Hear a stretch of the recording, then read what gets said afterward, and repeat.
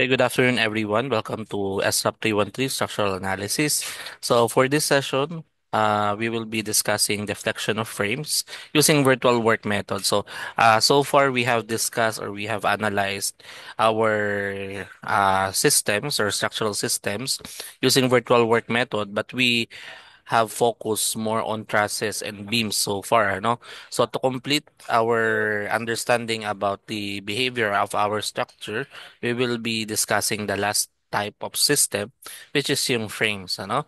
And as mentioned before, when calculating the deflection of frames, we are trying to use both concept from the deflection of trusses and deflection of beams. Pero later you will see na it will also be a case-to-case basis depending on the given problem. So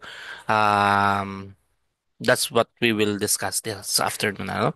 So to start, so uh, for virtual work method, actually, for general structural system, yung total deflection ng member is due to several deformation or several effects, no? So far we have discussed kay trusses yung actual deformation, kay beams yung flexural deformation.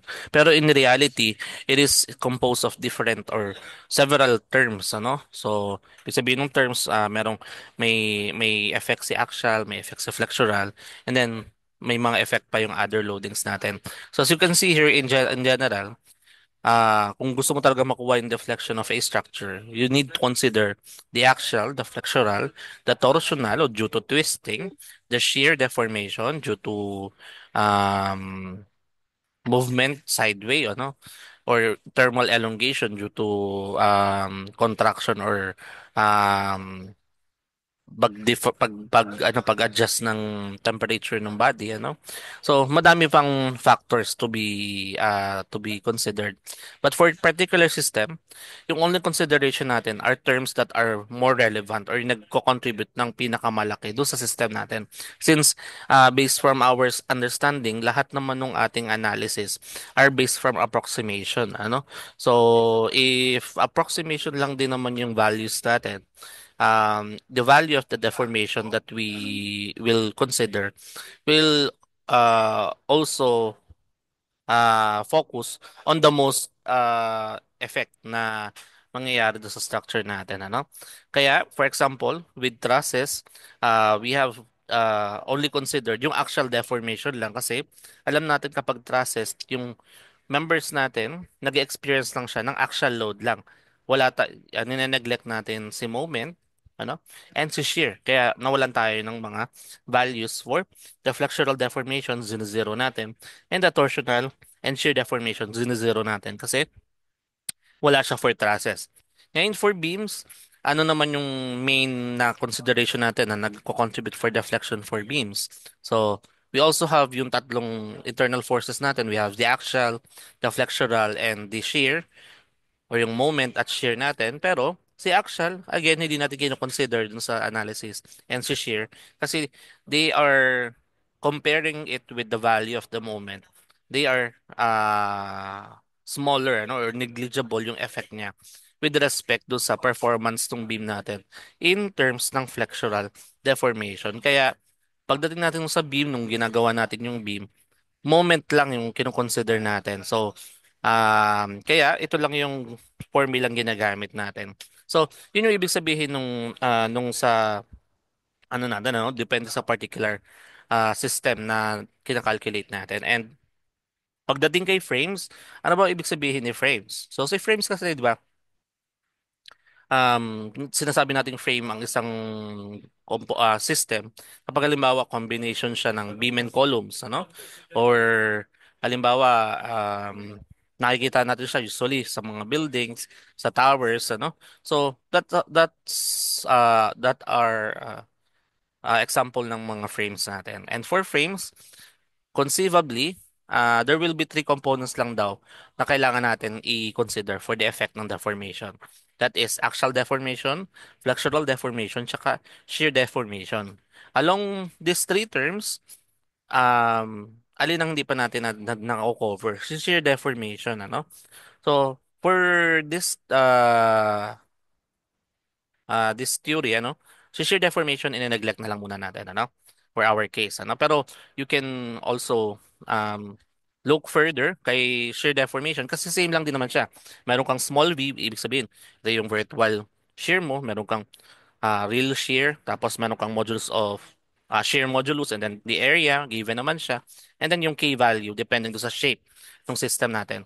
Pero for now, we will neglect shear deformation kasi when it comes to frames, basically, kapag halimbawa, yung length over depth na ratio natin is greater than 10, usually walang masyadong effect si shear deformation. Kaya in our case, since this is more of an introductory subject for structural analysis, we will neglect shear deformation. So we will just focus on the effect of axial deformation and flexural deformation para kay frame. Okay? So, tatandaan nyo si axial deformation, ito yung formula natin for trusses. And si flexural deformation, ito yung formula natin for beams natin. So, for frames, there will be two analysis also. Okay? So, meron pa din tayong real structure wherein present yung original loadings natin. And then we also have the virtual structure wherein we substitute or we remove all of our loadings and then substitute a single unit force or moment at the point of interest that we are trying to get yung deformation. So the magnitude is always equal to 1, may it be a force or a moment, and is assumed in the direction ng deflection natin. So let's say that is along the vertical direction, it may be up or down, or pag horizontal, it may be left or right. And then for rotation, it may be counterclockwise or clockwise direction yung rotation ng member natin. Okay?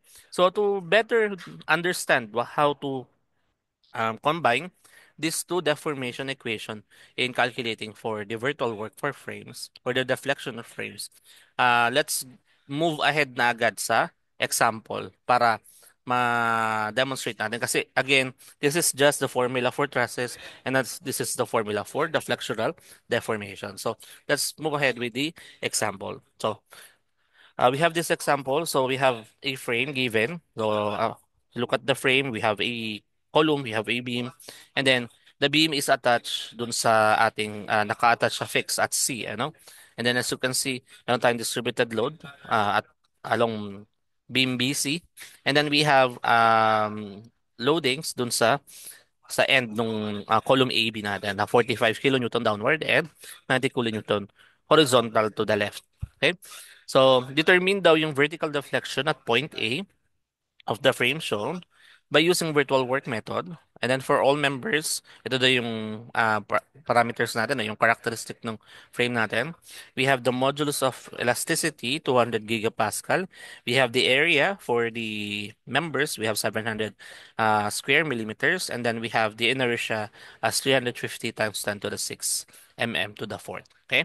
So ngayon, ang gustong gawin ng problem, compute natin yung deflection, considering lang daw kapag halimbawa flexural deflection lang yung pag-uusapan natin or both axial and flexural deflection yung i-consider nating effects, ano? So katulad ng ginagawa natin for beams, um ang goal natin first is to calculate the support reactions, okay, nung ating real structure and then virtual structure. Okay? Pero medyo ibahin natin ngayon yung procedure natin. Imbis na kung unahin natin is the real structure, let's go ahead sa virtual structure muna. Ano? So, sa virtual structure, again, we remove everything, lahat ng loadings natin, and then we just place a unit load dun sa concern natin na maging deflection. And then for this case, we need a vertical deflection at point A. Okay? So, okay, let's go ahead. Okay, so let's say ito yung member natin. Okay, ito yung member na okay. Ito yung member natin, ano? And then we have yung support reaction natin dito. So, since this is a fix sa end natin, so assumption lang natin to. Yan. Ito yung ating point C, ano? So, we have CX, CY, and MC. And then we have ito si A, ito si B, and then ito si C. Ito pa rin yung section natin, ano? And then, ang gusto natin is deflection at A. So, we put, halimbawa, assumption ko is 1.0 pababa yung magiging downward direction ng ating vertical loading. Okay?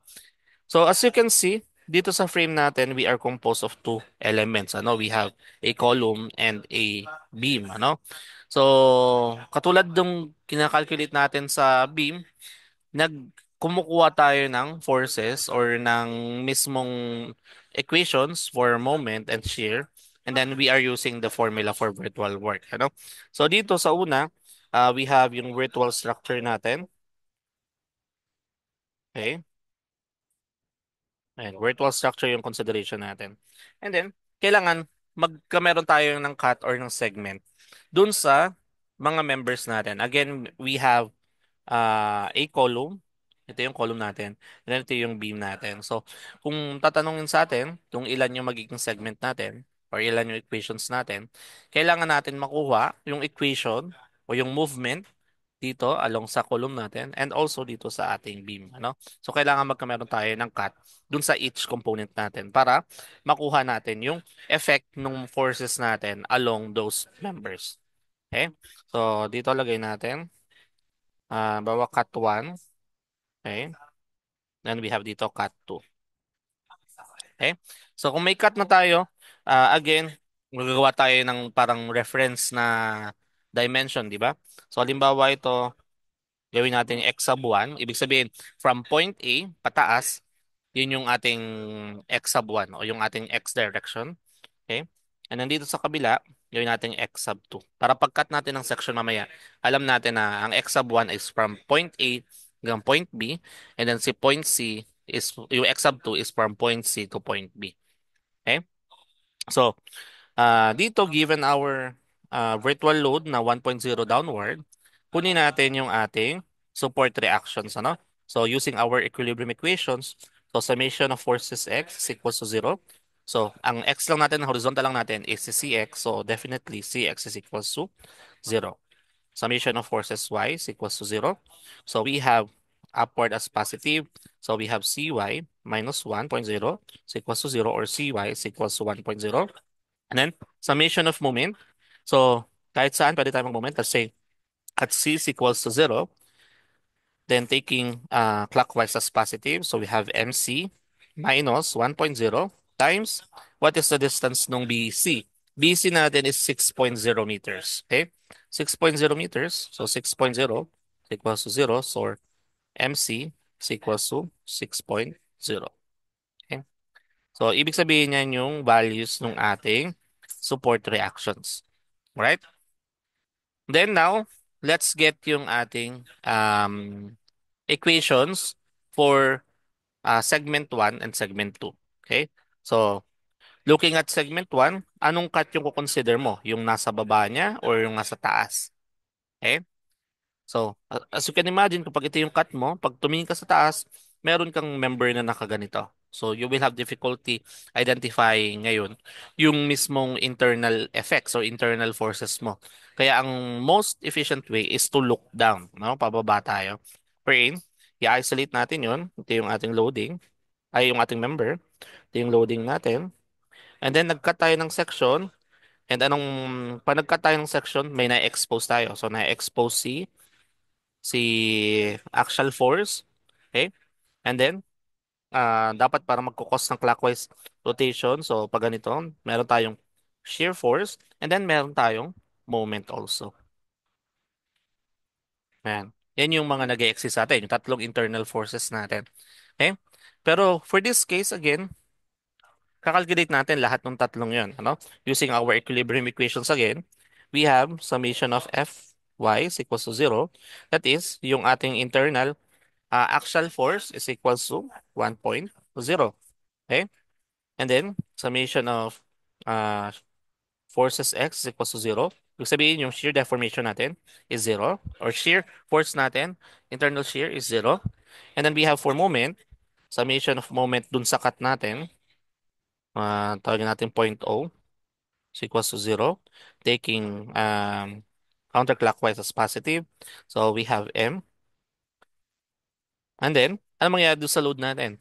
Magro-rotate ba siya? So, nasa same line of action siya. So, definitely, wala tayong rotation sa kanya. So M1 is equals to 0. So saan to applicable? So yung range natin from x0 hanggang 3 meters, ano? Ibig sabihin from dito, okay? So from dito sa point na to, papunta do sa point na yon, okay? From 0 to 3.0, okay? Ang F natin is 1.0 and ang moment natin is 0 and ang shear natin ay 0. So ito yung sa first section natin na mga um, internal forces. Okay? Yan yung sa una natin. Okay. Next, punta tayo sa cut 2. So ito yung ano natin, beam natin. This is our cut. Okay? Lagay natin yung ating supported action. So we have, ito yung natira, no? 1.0 dito. And then we have a moment na 6.0. Okay? And then yung distance na yan, tinawag natin x sub 2. Okay? Dito x sub 1 yung tawag natin sa kanya. So, ano yung mga may expose dun sa cut natin? So meron tayong axial. Okay? So, lagyan ko lang ng notation pala, no? Para hindi tayo nalilito. This is AB, AB, AB. Okay? And then, we have a shear na pataas, CB. And then, moment natin is pag ganun yung direction. So, that is moment CB. Okay? So, summation of forces, X is equals to 0. So, mangyayari yung ating internal axial force for the horizontal is 0. Summation of forces, Y is equals to 0. So, we have a value of uh, shear na CB is equals to negative 1.0. And then summation of moment at cut is equals to 0, taking clockwise as positive. So we have MCB plus 6 minus 1 times x sub 2 is equals to 0. So ang MCB natin is equals to x sub 2 minus 6. So it means for uh, from 0 to 6.0 na distance, ang FCB natin is equals to 0. MCB is equals to x sub 2 minus 6. And then VCB is equals to negative 1. So, ito po yung ating virtual loads para dun sa ating second segment natin. So, ito na yung virtual structure natin. Sabi, kompleto na yung sa virtual structure natin so far. Okay? So, yan ay considering lang yung loading natin na in-apply dun sa section natin na 1.0. Okay? Next. After ng virtual structure, okay, ang kailangan natin ngayon is the real structure tayo. Okay? So, for real structure, ibig sabihin, ilalagay natin ulit yung original loading natin. Okay? So, ito yung ating vertical, ito yung horizontal natin. Okay? And then, we have yung ating uniformly distributed load. Okay? And then, we have dito, this is 45 kilonewton. This is 90 kilonewton. We have a distance of 3 meters to 6 meters. And then meron ulit tayo dito CX, CY, and MC. Okay? So katulad ng ginagawa before, let's solve for the um, supported actions natin. Okay? So this is how much nga to? This is 45 kilonewton per meter. So 45, this is 45 times 6. Okay? So 45 times 6. So we have 270 kilonewton. Okay? So, summation of forces, y is equals to 0. So, gawin natin tabular para doon sa mga nagtatabular. So, we have 45, we have 270, then we have CY. Okay? So, it means na ang CY natin is equals to 315 kilonewton. Okay? Next, summation of forces y is equals x. Forces x is equals to 0. So, we have to the right and to the left. So we have 90 tsaka c sub x. So we have 0 is equals to 90 plus c sub x, or c sub x is equals to negative 90 kilonewton or C sub x equals to 90 kilonewton. And then change natin direction. It should be to the right. Okay? And then, summation of moment. Pili tayo. So, let's say at C na lang. C equals to 0. Okay? We have counterclockwise and clockwise. So, ang mag-rotate natin is itong dalawa, tsaka itong moment natin, tsaka ito. Okay? So, that is yung 90, mag-rotate siya. So, si 90, mag-rotate siya ng clockwise. Okay? So, 90 times 3. Si 45, downward, mag-rotate siya ng counterclockwise. So, 45 times 6. Together with the 270 na ECL, mag-rotate siya ng half ng 6, which is 3. Then si moment, mag-rotate siya ng dito. Okay? So, getting the sum of this one, we have 1080 is equals to 270 plus MC, or MC is equals to 1080 minus 270. That is 810 kilonewton meter. Okay? So, ito po yung mga values ng ating support reaction ngayon. Okay? Yan yung support reaction natin. Okay. After that, again, introduce natin yung cut natin na same na ginawa natin do sa virtual structure. We have yung first cut natin nandito. And then, yung second cut natin nandito. Okay? So, unahin natin yung first cut. So, yung cut 1 natin, ito. And then, meron siya ditong, ito yung cut. Okay? Meron tayo ditong 45. And then, we have 90. And then, ito yung ating x sub 1. Okay? Yung actual natin is F. Yung ating shear is capital V. Yung moment natin is capital M. Okay? So, using our equilibrium equations again, so summation of forces, X is equals to 0. So, ang X natin, of course, to the right as positive. So, B is equals to, correct ano? Okay. B is equals to 90 kilonewton. Okay?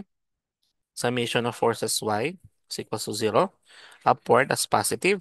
So, we have F is equals to 45 kilonewton. Then, summation of moment at cut or O is equals to 0, taking counterclockwise as positive. So, alin na mga magro-rotate? Of course, the moment and si 90, ano?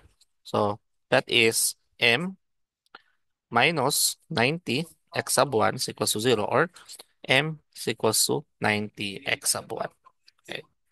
So, ito yung mga forces natin. So, for 0 hanggang 3.0 nung cut 1, we have F is equals to 45 kilonewton. V is equals to 90 kilonewton. And then yung moment natin is 90 x sub 1. So ito yung ating real uh, loadings dun sa structure natin para sa cut 1. Okay? Then next, yung cut 2 natin. Okay? Ito yung cut 2. Tapos meron tayo ditong uniformly distributed load na 45 kilonewton per meter. And then yung ating loading, na-calculate natin, ito. Tapos pag ganito. Okay? Yung calculate natin is 315 yung pataas. Okay? Yung moment is 810. And then yung shear is 90. Okay? So, ano yung distance natin? This is x sub 2 now. Okay? And then, yung ating forces ngayon, this is yung ating FCB, BCB, and then we have moment CB. Okay? So, again, equilibrium equations, summation of forces X equals to 0, taking to the right as positive. So, we have 90 minus FCB equals to 0. So, FCB is equals to 90 kilonewton. Okay? Summation of forces Y is equals to 0, taking upward as positive. So, we have BCB, and then, kunin natin yung ECL nito. This is 45 x sub 2. Okay. So, minus 45 x sub 2 plus 315 is equals to 0. So VCB is equals to 45 x sub 2 minus 315. Okay. Plus summation of moment at O is equals to 0, taking clockwise as positive. So we have MCB, okay, plus 45 x sub 2 times x sub 2 over 2 plus 810 minus 315 x sub 2 is equals to 0. So simplify MCB plus 45 over 2 x sub 2 squared plus 810 minus 315 x sub 2 is equals to 0. Or simplify ko lang dito sa tabi. So MCB is equals to that is negative 22.5 x sub 2 squared plus 315 x sub 2 minus 810. So that is our moment function para dun sa ating number 2. Okay? Now, nakumpleto na yung ating system. Meron na tayong real load o real structure. Tapos meron na din tayo dun para sa virtual natin dito, no? Okay? Pwede na natin gamitin yung deflection for frame na equation. So, deflection for frame is equal siya sa summation ng integral ng FFL over EA plus summation ng integral ng MM over EI. Okay? Again, this is due to axial deformation, and then this is due to flexural deformation. Okay? According to sa instruction dun sa problem, okay, dito, compute the deflection considering flexural deflection lang daw muna. Okay? Flexural deflection lang. Okay? So, ibig sabihin doon sa equation natin na to, i-neglect muna natin to. Is zero muna natin to. Okay? So, para daw makuha yung sa frame natin, that is equal sa summation nung mm over EI dx ng ano natin. So, pag to, sinimplify natin, that is 1 over EI. Tapos, anong gagawin natin? Yung first section natin, yung first cut natin, ano yung M natin na maliit? Okay? M na maliit natin for the virtual. So, that is 0. Ano? So, 0 na agad to. So, pag minultiply by another, no? Ibig sabihin, wala na agad tong first term natin. Okay? So, this will be 0 already. So, hindi na natin kailangan tong i-solve tong first part natin. Okay? And then, integral of yung second one, virtual natin for M is x sub 2 minus 6. Ito yon. Ano? X sub 2 minus 6.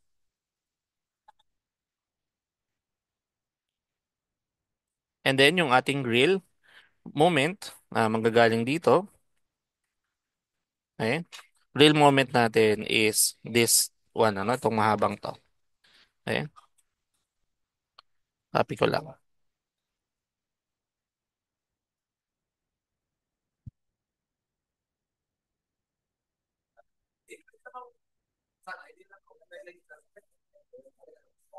Okay? Yan, dx. Tapos anong magiging limit natin? Yung limit natin is kung ano yung x sub 2 natin, which is yung range na is 0 to hindi, to, 0 to 6, ano? From 0 dito hanggang 6. Okay? 0 to 6 tayo. So ito yung limit natin dun sa equation natin. 0 to 6. Itong una, 0 to 3 siya. Okay? Yan. As ano yung multiply natin? Ginagawa natin 1,000 cube all over. Yung e natin as given, that is 70. Let me see. E natin is 200 pala, tas 350. 200 tsaka 350. So, this is 200, and then 350 times 10 to the 6. And then, i-input ko na sa calcu to. So, double check nyo na lang. X minus 6, negative 22.5, x squared, 315x minus 810, 0 to 6. That is 5,670. So, yung deflection ng frame at A, so times 1,000 cube all over 200, 350 times 10 to the 6. That is 81 mm. Okay? So, ito yung answer niya considering fractional deflection alone. Okay? 81 mm yung deflection niya at A. Okay? So, same lang din nung sa beams natin. Wala pong nagbago yung procedure. Ano na pa din, yung kanyang order ng solution is the same. Okay? That is for letter A, considering flexural deflection lang. Ngayon, kunin natin yung axial deformation kasi yun yung nawawala dun sa solution natin. So, kunin natin dun sa B, ano, considering yung dalawa. Okay? So, ang wala pa natin, okay? Again, kailangan natin ngayon is yung sa axial. So, FFL over EA plus itong sa ano, alam na natin yung value nito, di ba? mm dx over EI. So, ito yung nakalculate natin na 81 mm. Okay? So, yung sa axial muna tayo. Okay? So, equals to uh, EA, ano? So, ganun 1 over, ang E natin again is 200. And then ang A natin is, looking at our uh, problem, that is 700. So, this is 700. Okay? So, ang kukunin lang natin ngayon is yung FFL natin. So, ano nga ba itong FFL? Yung F is yung maliit is yung virtual ng axial. Tapos yung F natin na malaki is yung real ng axial. Tapos yung length ng member. Okay? So, ito yung tinitable natin before if you would still remember, ano? Or you can go back dun sa recording natin about sa deflection and trusses. Okay? So, para dun sa first one, sa first cut natin, let's look at it. Yung sa first cut, dito, no? Tingin tayo sa virtual.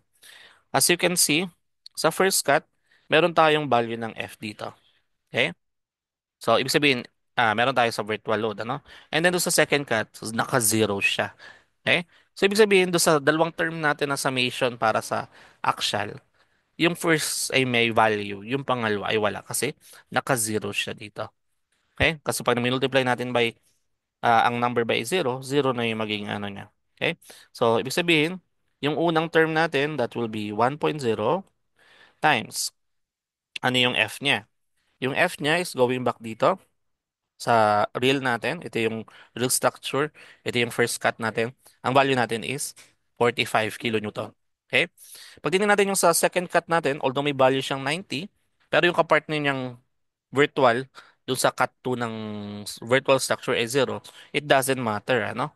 So this doesn't matter. Kaya pinauna ko yung virtual structure para later on when you are calculating by yourself, pag nakita mong sa virtual pa lang, nakita mong 0 yung value ng internal force, wag mo nang i-calculate yung sa real. Ano? Kasi non-existent siya. O, it doesn't matter what is the value of the real structure. Kasi wala siyang magiging effect dun sa deflection natin. Okay? So, going back again. So, dito, this will be yung 45 kilonewton. And then, ano yung magiging length natin? Yung length natin is kung anong length ng member. Okay? This is for the first cut. Ito yung first cut natin. No? Nandito siya sa column which is 3 meters. Okay? In our derivation before, para makalculate ng tama yung units, kailangan in mm siya. Kaya gagawin natin siyang 3,000 mm. Okay? Tapos yung GPA natin is kilonewton, mm squared. And then yung area natin is naka-mm squared. Ano kaya magka-cancel to? Magka-cancel to. Matitira is mm lang. Ano? So, dito yung isa, 0.90. And then, ito yung 6,000. Nilagay ko lang para guided tayo kung ano yan. Okay? So, ibig sabihin, ano yung sa actual ngayon? That is 1 times 45 times 3,000 divided by 200 times 700. That is 0.964 mm. Okay? So, yan yung sa actual. So, para doon sa frame, ano yung magiging total natin? That is 0.964 mm plus 81 mm. So para sa frame, so that is 81.964 mm. Okay? So ito yung ating considering both um, axial and deflection. Okay? So i-compare natin, we have yung para sa A, na flexure only. Okay? We have deflection is equals to 81 mm. Then sa B, we have axial plus flexure. We have deflection is equals to 81.964. As you can see, ang liit nung difference nila, ano? Pag tinignan natin in percentage, that is just 1% lang nung difference, ano? Usually kapag sa boards, hindi naman super lalapit nung choices, ano? Parang siguro multiple of 5 mm. So, kaya ngayon, i-state natin, unless otherwise binanggit sa problem, sa frames ha, pag sa frames, pag hindi binanggit na you need to include yung axial deformation for the calculation of deflection, pwede mo nang hindi isama si axial deformation dun sa solution for the deflection. It means na kapag hindi binanggit dun sa problem na kailangan mong i-provide yung solution for the axial deformation, pwedeng flexural deformation na lang tayo. So parang parehas na lang siya nung sa beam natin. So for this case, again, our answer is 81 mm or 81.964 mm. Okay? Question po tayo.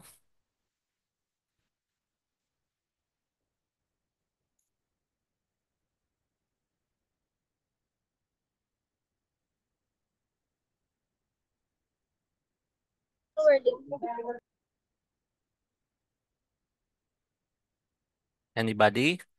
Or okay tayo? Any reaction may do?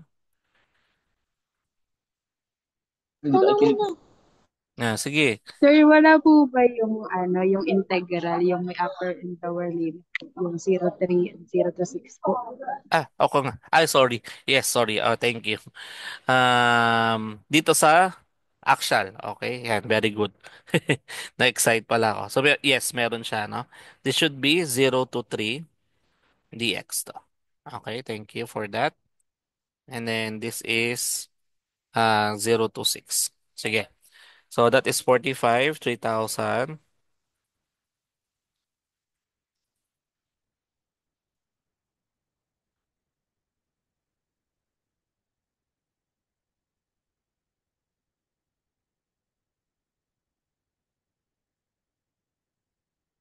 So, pag pinerform, this will be, yan, delete lang siya.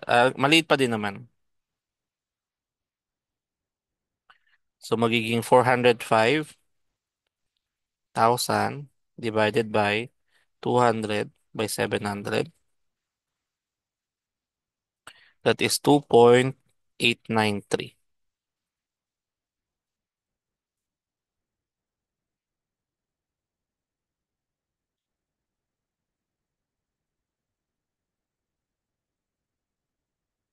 Okay?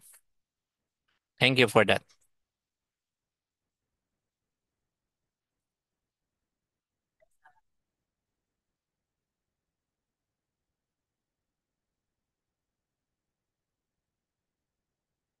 Okay? Question?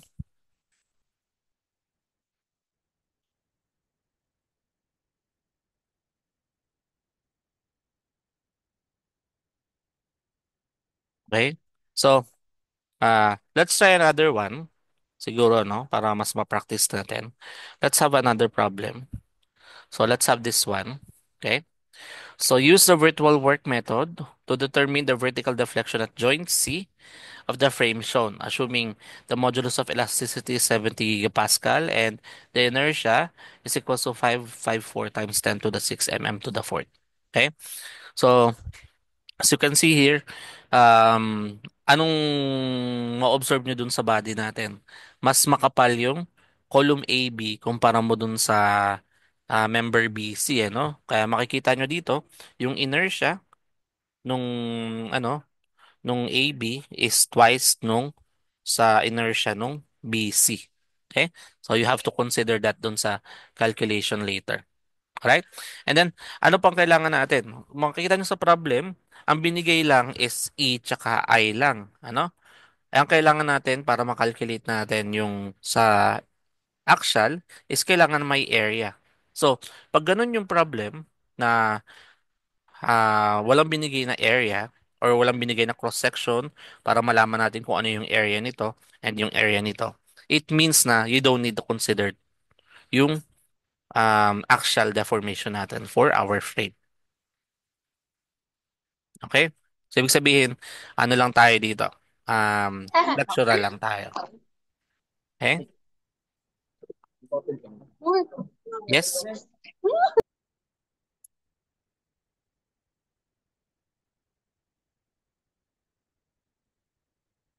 Okay, so let's proceed. So, again, ito yung problem natin. So, punta muna tayo sa unahin, again, katulad nung kanina, unahin natin sa virtual, ano? Sa virtual, tatanggalin natin lahat nung ating loadings.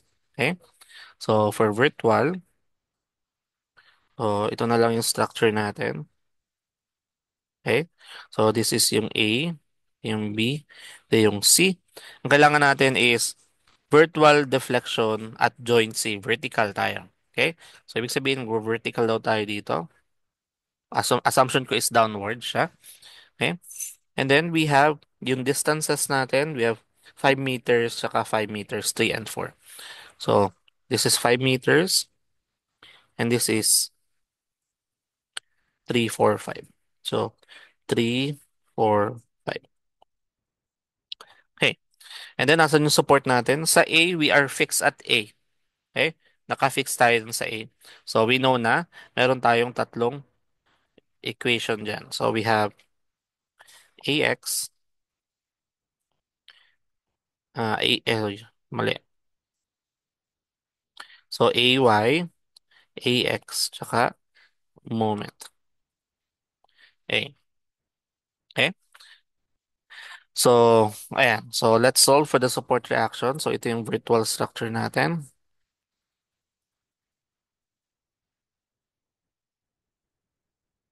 Okay? So, let's have summation tayo ng forces. So, summation of forces Y is equals to 0. Upward is positive. So, we have AY is equals to 1.0. Summation of forces X equals to 0. The right is positive. We have AX is equals to 0. Then, summation of moment at A is equals to 0, taking clockwise as positive. Okay? So, magro-rotate lang naman is si MA, negative siya kasi siya ay counterclockwise at si 1 na magro-rotate dito, no? So, yung distance na yon ay 4 meters. So, that is 1 times 4 is equals to 0 or yung MA natin is equals to 4.0. Okay. Now, ilang cut ang gagawin natin for this member or for this frame? O, katulad nung kanina, may dalawa tayong member dito. No? Meron tayong vertical member and meron tayong naka-incline na member. So, pwede tayong mag-cut dito, isa, and then another cut dito. Ito yung pangalawang cut natin. Okay? So, for our first cut,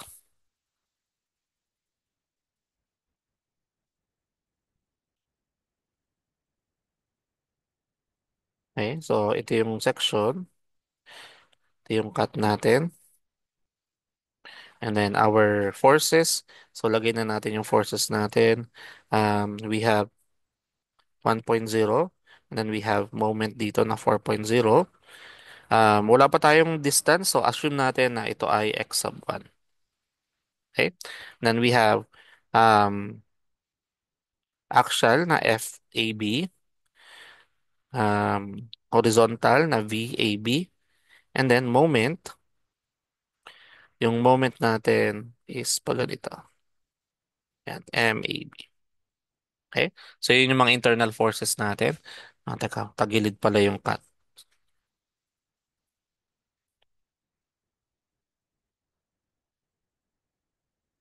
Ayan. Okay? So, summation of forces, y is equals to 0, upward as positive. So, we have FAB plus 1.0 is equals to 0, or FAB is equals to negative 1.0. Okay? Summation of forces x is equals to 0. So, VAB is equals to 0. Then, summation of moment at the cut is equals to 0. Taking counterclockwise as positive, we have MAB. And then may magro-rotate pa ba? We have yung 4, ano? 4 is also counterclockwise. So plus 4 is equals to 0. So MAB is equals to negative 4.0. Okay? So for our first cut from 0 hanggang 5, we have FAB is equals to negative 1.0. Ito yung para sa axial load. And then pwedeng si moment, yun na lang ilagay natin. Hindi naman natin kailangan si shear, no? 4.0 tayo. Okay? So, ito yung ating first virtual or yung sa first cut natin. Okay?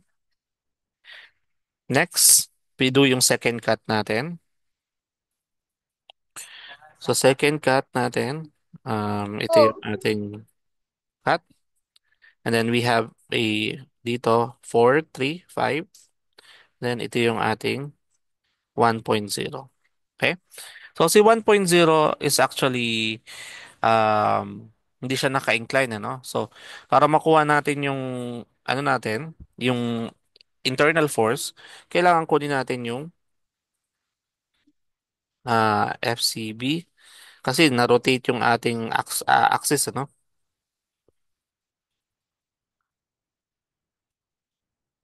Okay?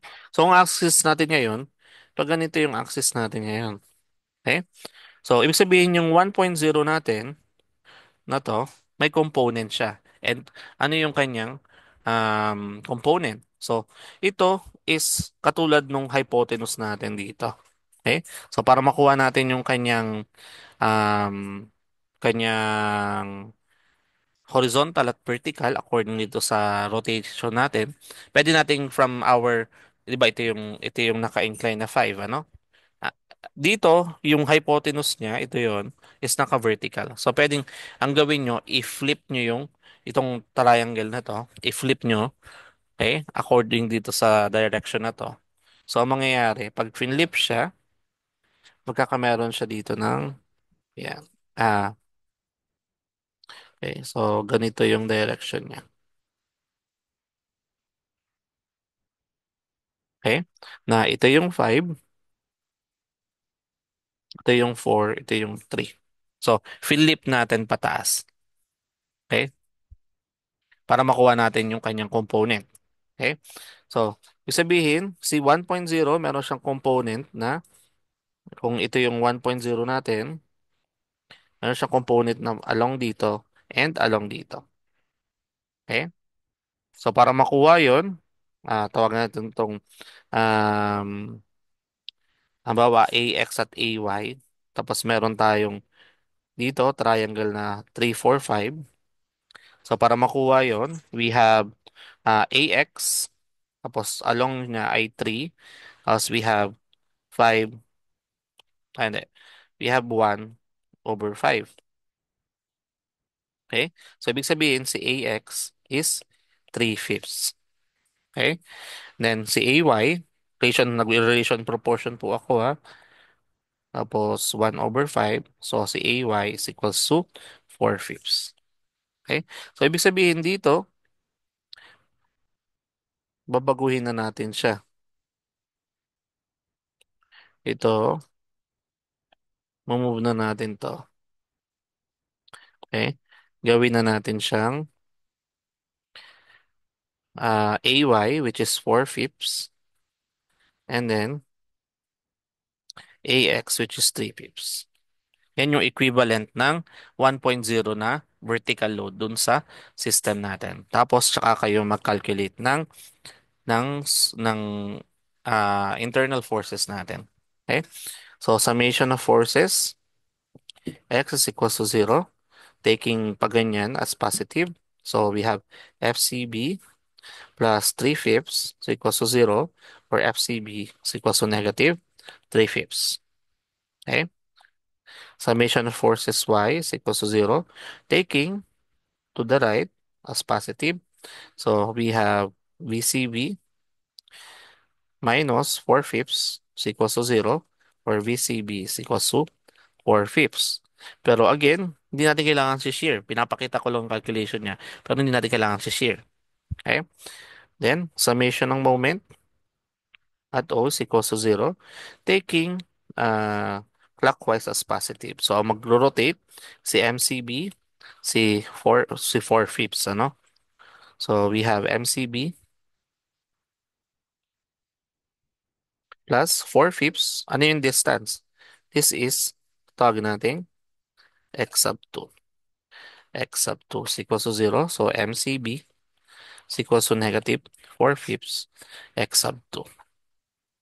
Okay. So, para kay cut 2, so, from 0 hanggang, ano yung distance nito? Yung distance ng ating problem, okay? So, from 0, yung inclined, ano niya, is 5 meters, ano? So, 0 to 5, okay? From 0 to 5, okay? So, we have FCB is equals to negative 3 fifths, and then MCB is equals to negative 4 fifths x sub 2. Ito yung ating para sa virtual cut number 2. Okay? So, yan yung para sa virtual load natin. Meron na tayo for each segment for A, B, and B, C. Okay? Now, we go do sa real structure natin. So, for our real structure, again, dun tayo sa mga real loadings natin.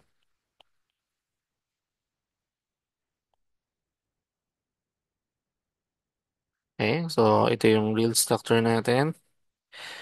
Meron tayong inclined. And then, dun sa incline, meron tayong loading. Okay?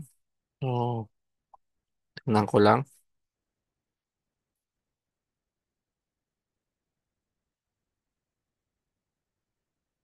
Okay, this is 12 kilonewton per meter. And then we have an actual dito. Meron tayong concentrated na 40 kilonewton. And then we have yung ating support reactions, AY, AX, and MA. Then ito yung point A, point B, at point C natin. Okay. Ito yung 3 meters. Ito yung 4 meters. This is 5 meters. Okay? This is 5 meters. And then, kailangan tandaan na yung ito is 2I, ito ay I. Okay? So, itong distance na to is 5 meters. Okay. So, kumpleto na ba? Yeah. So, calculate na natin yung support reactions muna natin. Okay? So, dito, meron siya ng ECL na 12 times 5. So, that is 60. Okay? Then, yung 60 na loading na yun, okay? Katulad nung kanina, meron siya ngayong vertical at horizontal component naman. Okay? So, naka-base naman tayo ngayon ay sa triangle na ah ganito.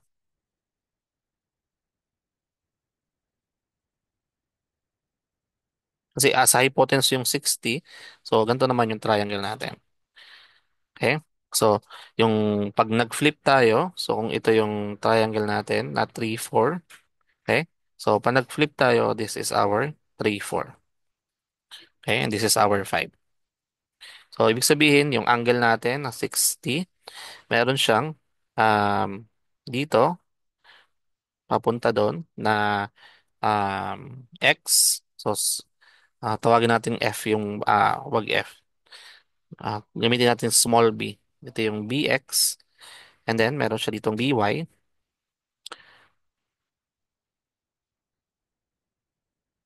Then, ito yung b natin. Okay? So, kailangan lang natin kunin yung kanyang component din. Okay? So, ayan. So, ibig sabihin, si bx is over 3 is equals to 60. Um, is equals to um, yung 60 over 5. Okay? So, si bx ay 3/5 ng 60. That is 36. Then si by over 4, 60 over 5. By is equals to 48. Okay? So, ito, again, ito transform natin. So, magiging siyang vertical load. Para ba natin mapakita ng mas maayos sa drawing?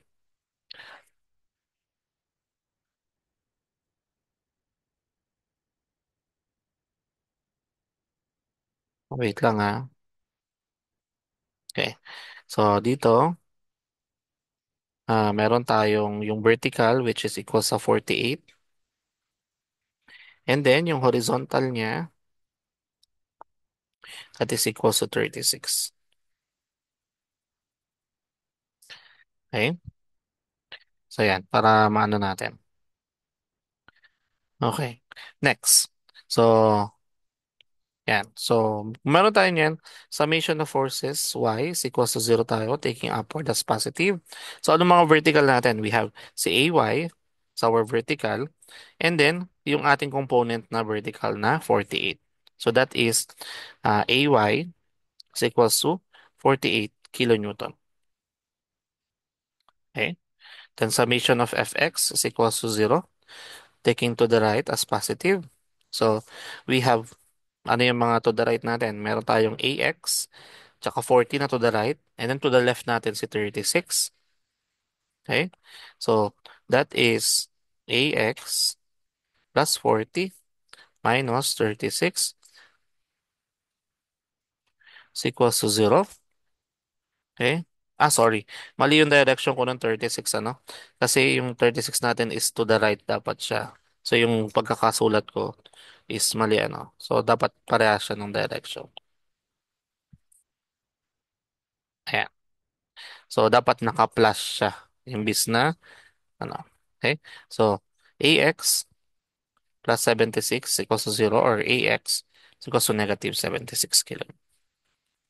Okay? So, ibig sabihin dapat siya ay to the left, si AX. And then we have moment. So, summation ng moment at A is equals to 0, taking clockwise as positive. So, alin ang mga magro-rotate? We have si moment, si 48, tsaka si 36 ang magro-rotate. Tsaka si 40, magro-rotate din si 40. Okay? So, we have,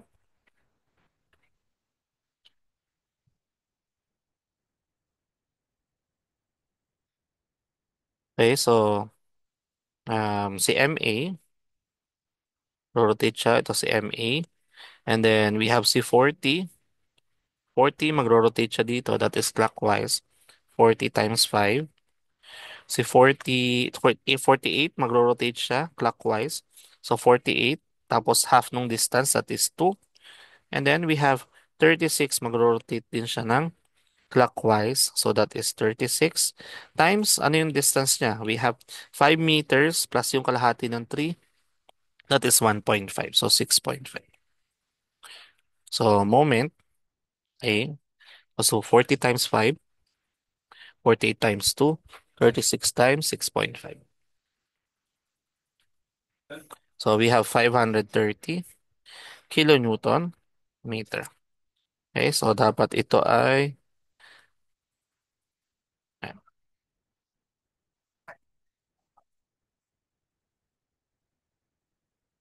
So ito yung mga values ng ating support reactions. Okay? So, next step is, again, yung cut natin. Tapos, ito yung cut natin. Okay? Yeah. So, continuing that, first cut muna tayo. Sa first cut, ito yung ating kinat na column. Okay? Lagay natin yung mga forces. So, ang merong value, lahat naman sila may value. So, si AX is to the left.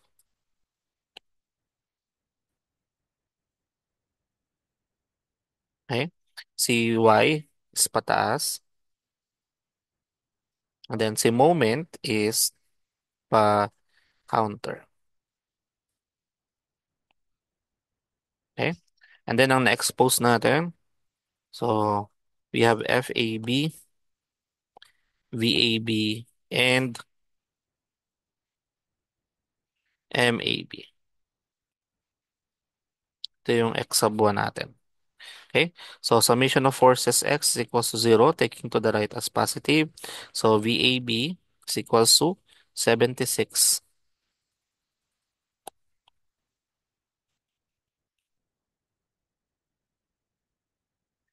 What happened? Ayan. So 76 kilonewton. Okay? We have summation of Fy is equals to 0, taking upward as positive. So we have FAB plus 48 is equals to 0. So FAB is equals to negative 48.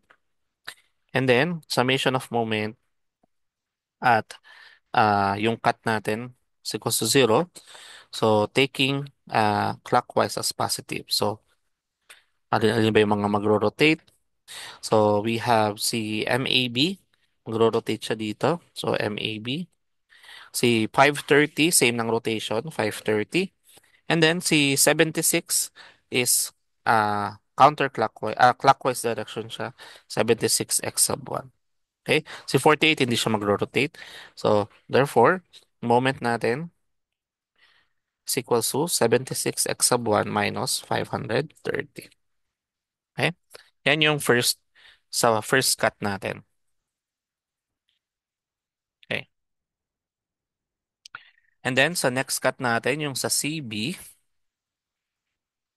Okay, makita natin yung sa CB. Another sheet na lang siguro. Okay, so ito yung section natin. Meron tayong cut dito. And then meron tayo dito that is 12 kilonewton per meter.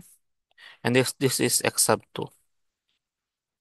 Okay, so dito may na-expose tayo na FCB, then VCB, and then moment CB. Okay, so ang ECL niya, that is 12 X sub 2. So ang axis natin again is rotated naman. Wala tayong problema sa moments, ano. Hindi na natin kailangan i-component, ibig sabihin. Summation of forces, X is equals to 0, taking pag ganun as positive. So, we have FCB is equals to 0. Okay? So, summation of forces Y is equals to 0, taking pag ganung direction as positive. So, we have VCB is equals to 12x sub 2.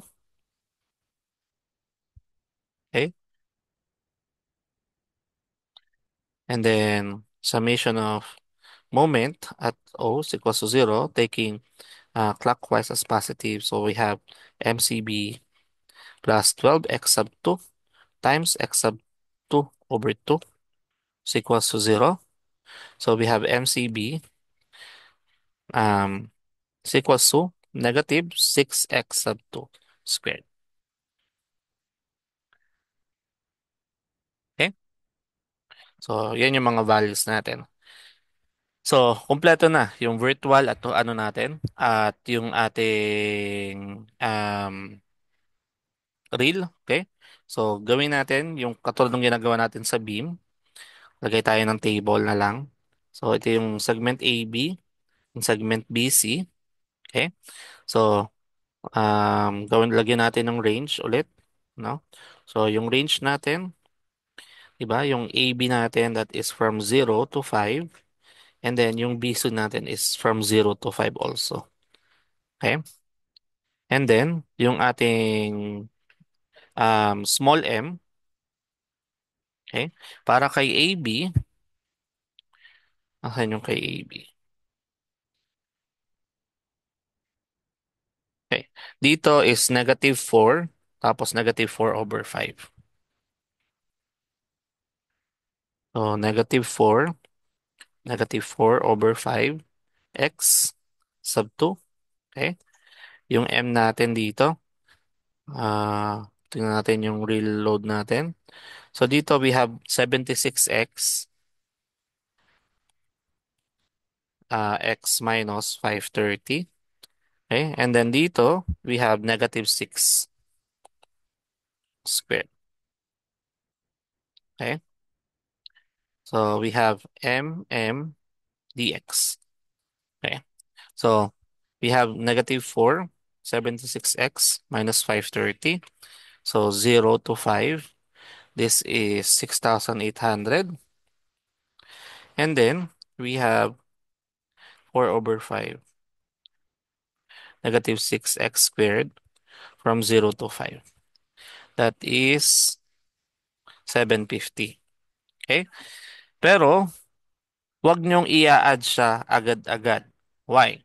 Kasi, di ba yung sa formula natin ng flexure, that is I over EI summation nung dx, ano? Eh, yung I natin dun sa isa, dun sa AB, ay twice nung sa BC. Okay? Kaya ibig sabihin sa deflection natin, pwede natin silang paghiwalayin. So, ito is yung um, lagay natin yung sa 1 over EI nung para sa AB plus 1 over EI nung sa BC. So, pero dito, lalagay ko doon sa EI dito. Ita-twice ko na, no? Kasi twice nung inertia yung nakalagay. Okay? So, para makuha yung answer, we have 1,000 cube all over. That is, ano nga yung EI natin? That is 70. No? 70 times 2 times 554. Okay? Tapos yung sa AB natin, that is 6,800 plus 1,000 cube all over 70 times 554 times 10 to the 6 nung 750. Okay? So, deflection is equals to 70 times 2, 554 times 10 to the 6, 6,800 plus 1,000 cube or 70, 554 times 10 to the 6 times 750.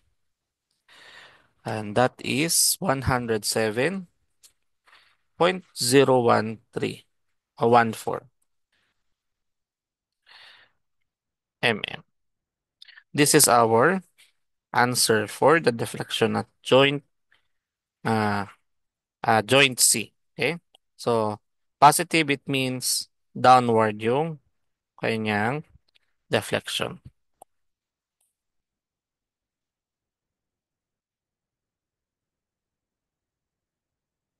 Okay? Ayan. So, ganyan po yung ating solution for this problem. So, kung tutusin, almost the same nung sa beam. Nag-iba lang yung minsan nagbabago lang yung orientation kasi you're not just pertaining to beam itself, pero pwede siya maging column. Pero same pa din yung analysis, ano? Okay? Question?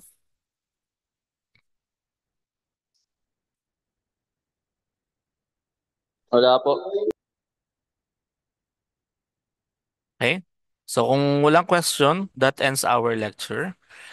Okay? So, I'll be uploading a problem set regarding this one para to serve as your review. Okay? And then, our examination will be next week. Ano? So, what do you prefer? The 9th or the 11th? 11 po.